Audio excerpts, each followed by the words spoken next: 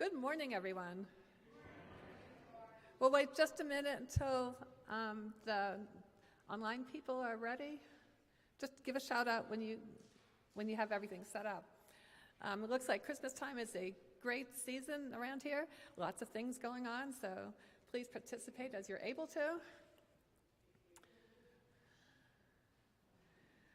And we are looking forward to a great year on council again in 2023.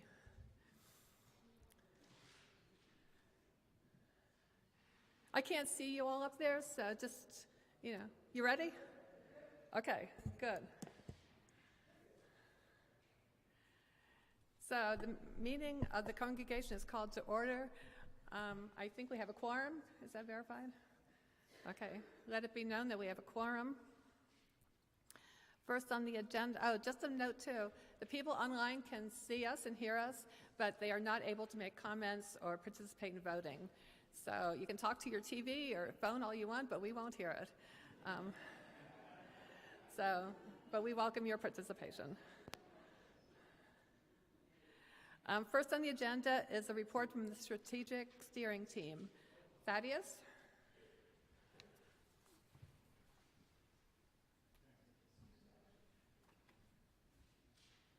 Good morning. Thaddeus Sampson here, and with Pastor Cindy Garris, Liz August, Sharon Clark, and Larry Porter, I chair our Strategic Planning Committee, or team. A strategic plan is like a blueprint for a house. The drawings are prepared, the house is built, but there is still work to be done. Our 2019 through 2022 strategic plan has been successfully completed. Its aim was to provide direction for Colonial Park United Church of Christ in achieving its mission, vision, and core values. The strategic plan has provided focus for SEPA UCC, and its implementation will continue. There is still work to be done.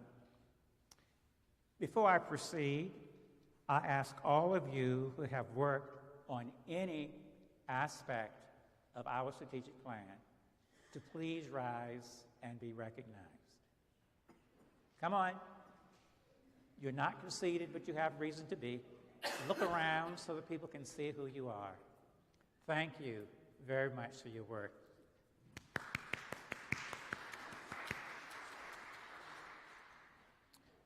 We thank Tom Miller, who has moved to Florida, for chairing one of the foundation committees leading to the development of the strategic plan.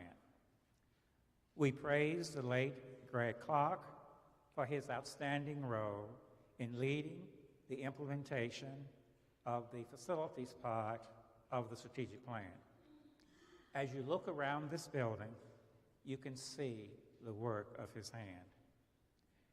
Finally, Steering Committee owes a debt of gratitude and extends a very special thank you to those of you who completed and submitted your quarterly reports in the requested format.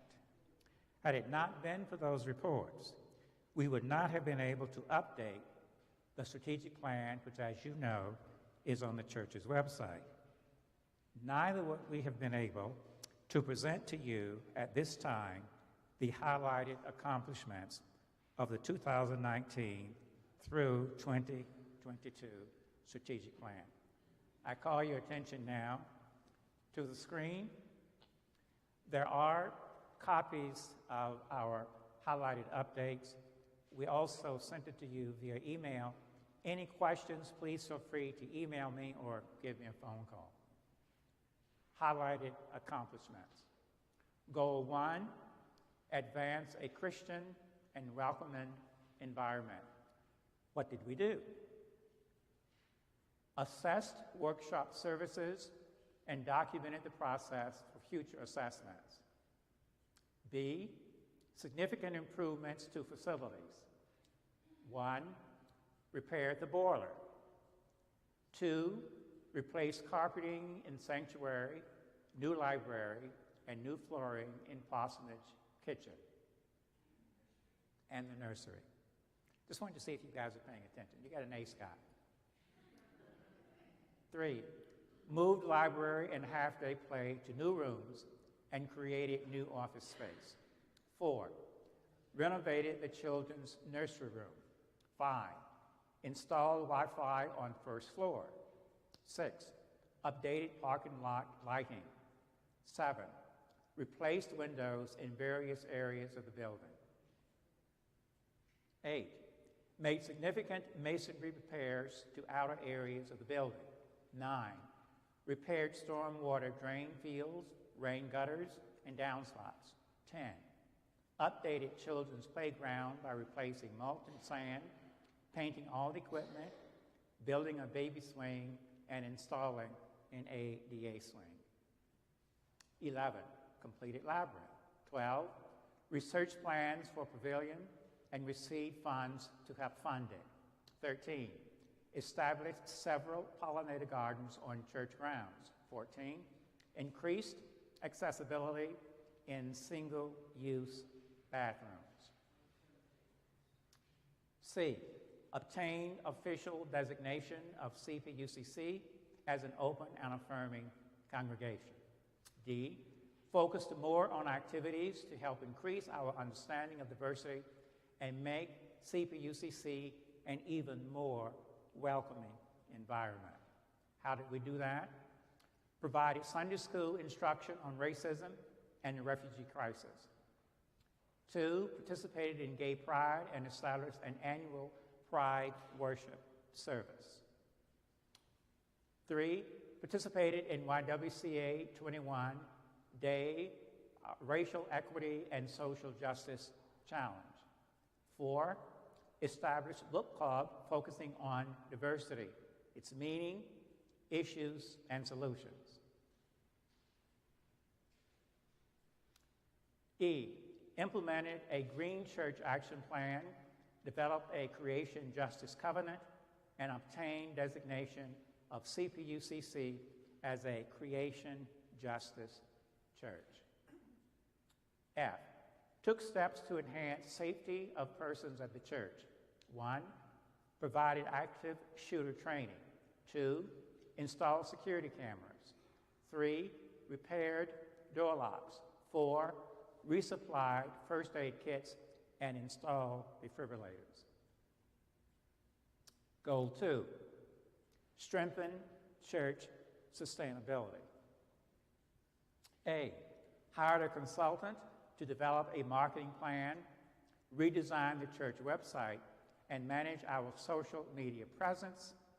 Implementation is currently underway with completion scheduled for the first quarter of 2023.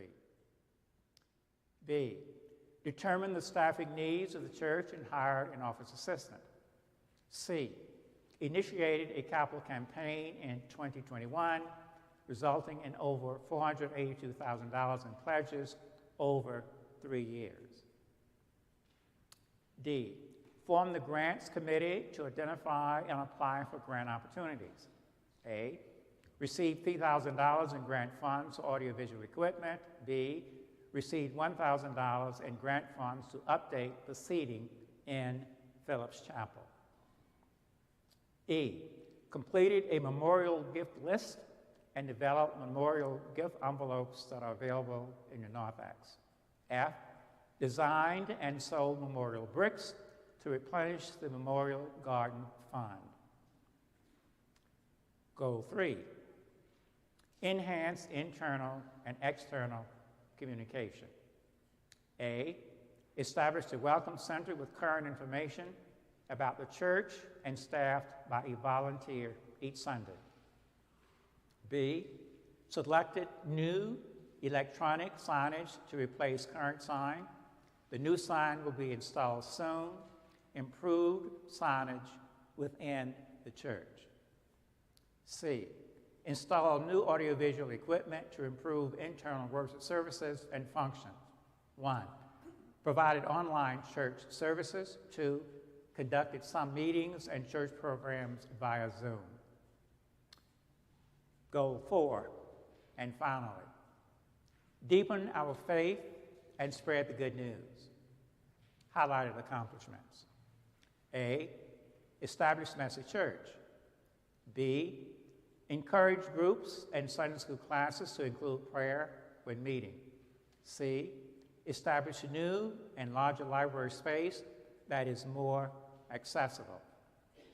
Cataloging and grouping of books is 40% complete. D, develop online resources for prayer training, initiated an online prayer group, and created an online prayer request form. E, conducted healing services, which are scheduled on a regular basis at different services. F, don't like that term F, but anyway, initiated educational programs that deal with social justice issues. G, documented all adult Sunday school materials that UCC owns and placed them in a separate area of the new library. H, created a list of websites where Sunday school resources, materials can be found. I, started a group of faith development leaders who meet quarterly to plan educational opportunities and brainstorm ideas. And finally, J, added spiritual springboards and Bible study to the educational opportunities for adults. And of course, no one changed the world by staying put. Keep climbing. I hope you're tired as you think about all the work that we have done, that you have done, but there's still work to be done. The goals of our strategic plan remain in place. There may be some tweaking from time to time. Steering committee will continue to monitor those goals, and we will also periodically make reports to council so that all of us will be abreast of what's going on at our church. Again, on behalf of the strategic committee or strategic planning team, we thank you for your work. We thank you for your dedication to this church in service to God, yourselves, this congregation, and the wider community. Thank you.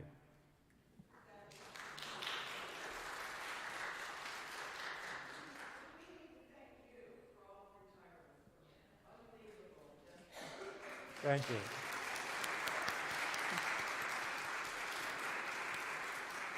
But I must say to you, I had a fantastic steering committee. I mean, Sharon Clark is just over the top outstanding. And by the way, if you think I prepared these slides, you're wrong. Pastor Cindy did this. I sent her what you have, and I asked her to put that on slides. Well, lo and behold, she sent this, and I almost grew hair. So we really, we really have a talented senior pastor, and thank you, Pastor Cindy, and thank all of you.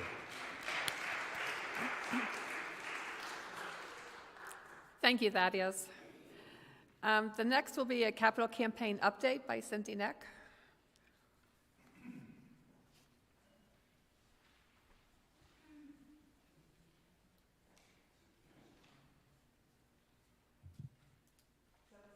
Mentioned, over the past year and a half, we have received pledges in the capital campaign of over $482,000 toward our modified goal of $575,000. So thank you all for your pledges so much. And every month, contributions are coming in as people are fulfilling their pledges or adding to them, and that is greatly appreciated. So there's lots of work that is needing to be done and that has been done, and Tom Fite is going to share an update of all the activities that our facility team has been doing because of your generosity. So Tom?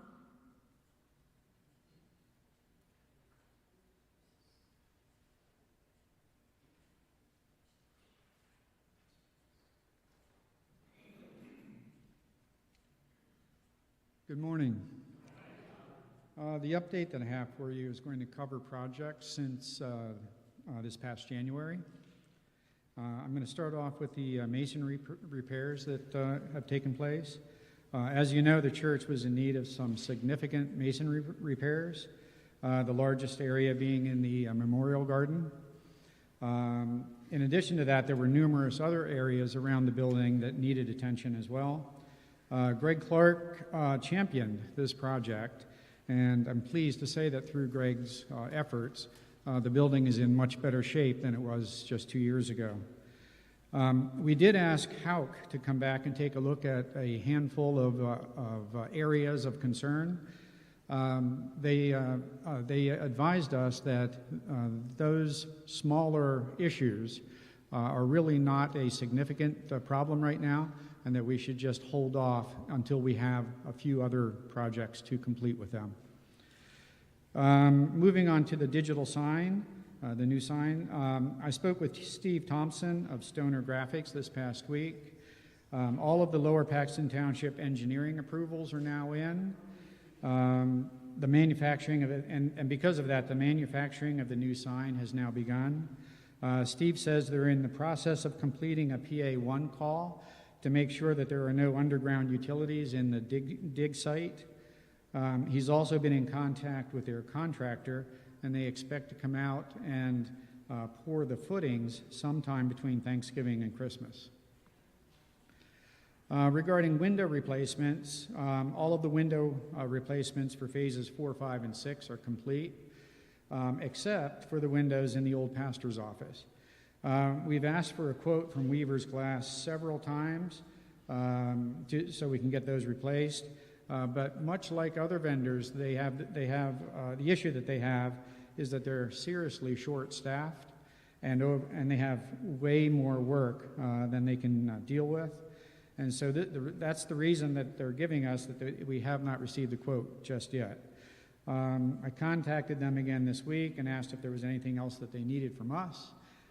They said no, that they have everything that they need, and they just have to set aside the time to do the quote. So I'm hopeful that we'll have that soon. Regarding the stormwater drain field repairs, that project's 98% done. We still have one downspout next to the garage that's plugged up. We're going to try to clear that blockage ourselves so that we don't have to hire a company to come in and do that. We've ordered the necessary tools, and we think that that's something that we can take care of ourselves. And as part of that stormwater drainage project, we also asked Hauk to do repairs to the gutters and downspouts, and also to install gutter guard across the 9 areas of the roof line. As it turned out, the majority of the blockages that we had came from all the leaves raining down onto the roof, going into the downspouts and into the underground drain system. So we're hoping that we can keep the leaves from collecting and ending up in that underground, in those underground lines. Seems to be helping so far, and we're going to keep an eye on it. If we need to add more gutter guard, we will. Regarding the air separator on the boiler, this may no longer be needed. I spoke with Mark Wagner there at B&W. Since the boiler and the heating loop was repaired last year, we haven't had any significant issues with water in the lines, at least not for right now. So we're going to monitor the performance of the heating system over the winter, and we'll make a decision at a later time about the air separator. I will say that B&W installed individual air separators on the ends of the heating loops, and that seems to have helped as well. As far as the hot water heater replacements go, that was completed last January by B&W. They replaced our 2 15-year-old water heaters that were in the kitchen, and they also installed a circulating pump. All of that seems to be working well. One caveat to that is that we did find out that those hot water heaters do not supply the hot water for the bathrooms in the hallway. So we sent the request to B&W asking them to come on site and to check out the hot water supply to those bathrooms and to give us a quote for the installation of a circulating pump for that loop as well. And we're waiting for their reply. Regarding the sanctuary lighting, Kevin Krause has been working with Spirit Sound and Light on that project. Spirit provided us a quote, which was a good start, but it turns out it did not include the electrical modifications that were going to be needed here in the sanctuary. Kevin has since met with Ryan Bell and Spirit's electrician to discuss the electrical requirements, and we're hoping to receive an updated and complete quote very soon. Let's see, as far as seal coating goes of the parking lot, we're in the process of contacting several asphalt companies for estimates for the repair and seal coat of the parking lot, and this is work that would be done in the spring. The first company that we contacted was CPA Asphalt, and they were the first company to come on site and provide an estimate. They provided a two-part estimate that addresses, that provides a solution in one of two ways. The first is a standard seal coat and restripe of the parking lot and nothing else. And the second was doing what they feel are necessary repairs to the subsurface areas of the parking lot and then overlaying the entire parking lot with a top coat. The seal coat estimate is well within our budget of which is $17,000. That's the cost of the seal coat.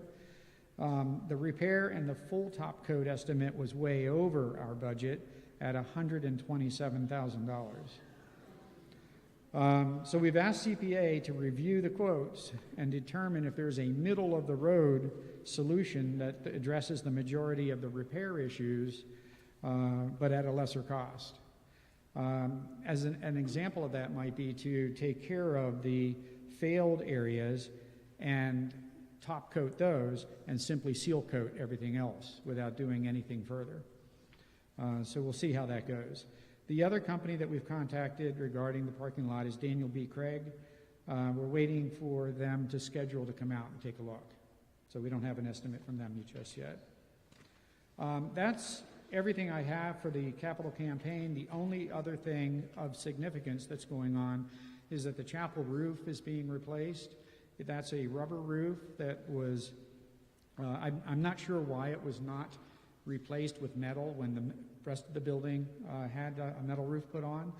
But Brian Hartman of Houck Company prepared an estimate of $12,500 for that.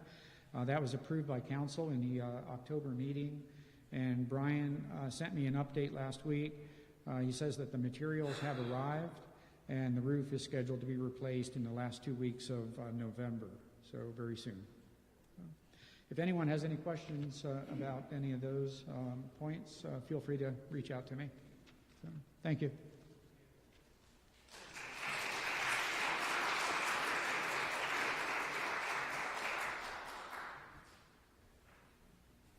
Thank you, Tom. The next item on the agenda are the 2023 candidates for council and delegates. And Sharon and Cindy have done a great job in recruiting potential council members, and Cindy will introduce them.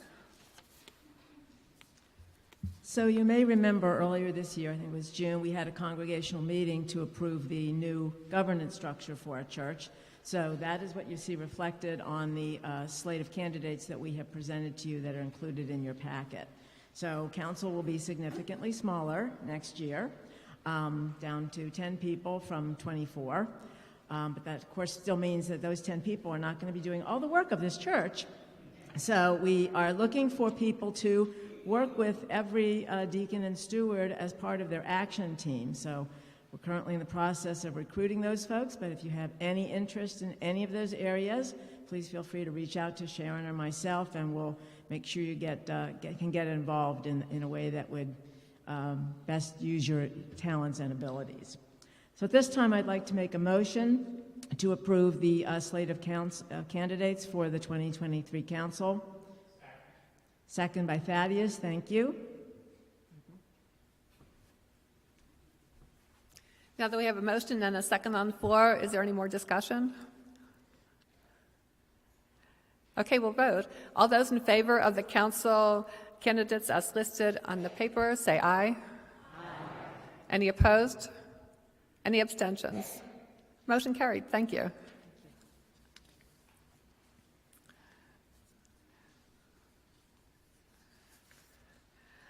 And then we come to the fun part, the numbers. Y'all have in your packet a summary of the budget, the one-pager, and then the whole detail, which is many pages. So I hope you had time to look over this and review the numbers. First of all, I need a motion on the floor to approve the budget as stated. Second. Okay. Sylvia, did you get those names?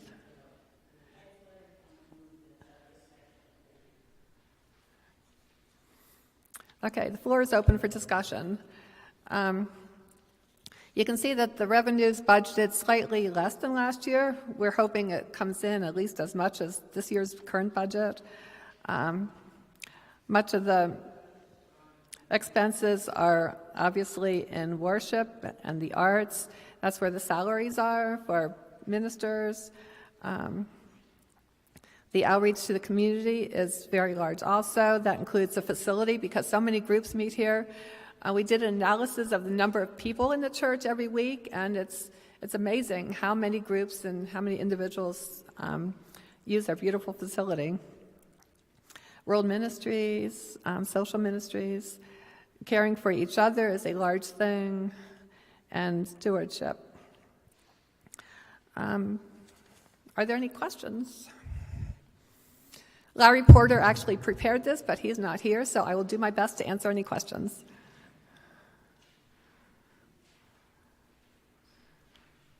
Yes?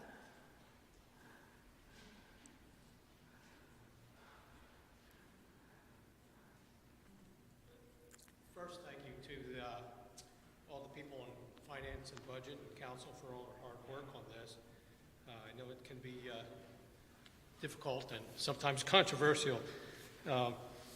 Just wondering, I have a question, not a criticism, but a question, because I know this has probably been thought through already.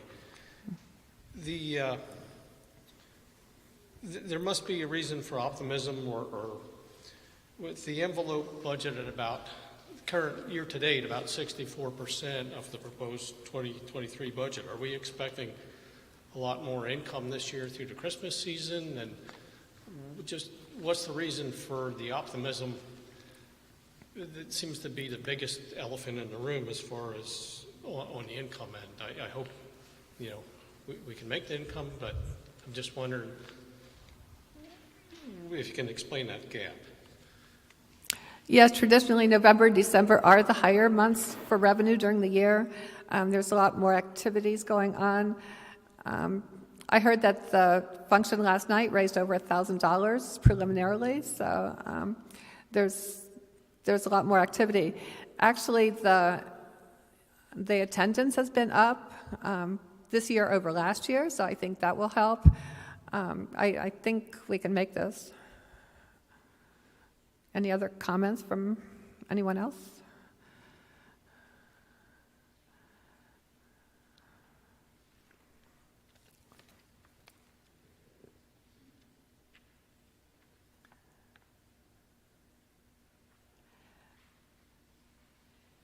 We are uncertain on the results of the thrift shop also, since that's very new. I think we put a reasonable amount in the budget, but of course that may be over also until the end of next year.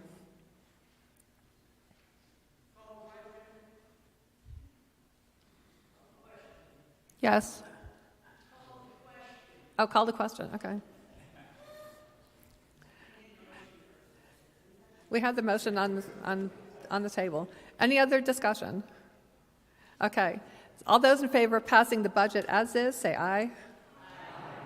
Any opposed? Any abstentions?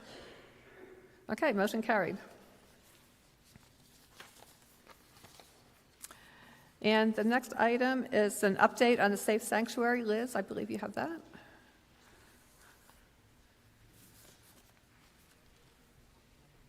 Good morning, again. The original document for safe sanctuaries needed to be revised. A committee consisting of Nancy Miller, Larry and Kathy Porter, Cindy Neck, Thaddeus Sampson, Helen Ferguson, and I was established. We've been working on this for quite some time in an effort to get it right. The purpose of this document is to keep children, youth, and vulnerable adults safe from not only abuse, but bullying and harassment too. The director of Safe Sanctuary is the vice president of council. The process and procedures to be used are all included. The team tried to be very specific in all areas, from no individual adult alone with a child, youth, or vulnerable adult, to actual sexual abuse. Of course, we all hope this document is never needed, but in the event it is, we are prepared and covered. I encourage you all to look at what we accomplished. It'll be posted outside the office following approval of council, hopefully at tomorrow night's meeting. Or you may obtain a copy in the office. A special shout out to Amy Schwartz, who edited our work, Lucy Glorious, who formatted the document, and Linda Ranby for her legal advice. If you ever have any questions about the Safe Sanctuaries policy, you can contact any of the people that I mentioned. And Kathy Porter was basically in charge of the committee, and she's going to be vice president next year, so she will be the director of Safe Sanctuaries if you have any questions. And while I have the microphone, I would like to thank Barbara for her work this year as president. She did an amazing job of cutting the agenda and the meeting times for council. Our council meetings rarely lasted more than an hour. It was truly a phenomenal year logistically for council. And I think those of you who are going on council will be very pleased with how she runs meetings and things for next year. Thank you.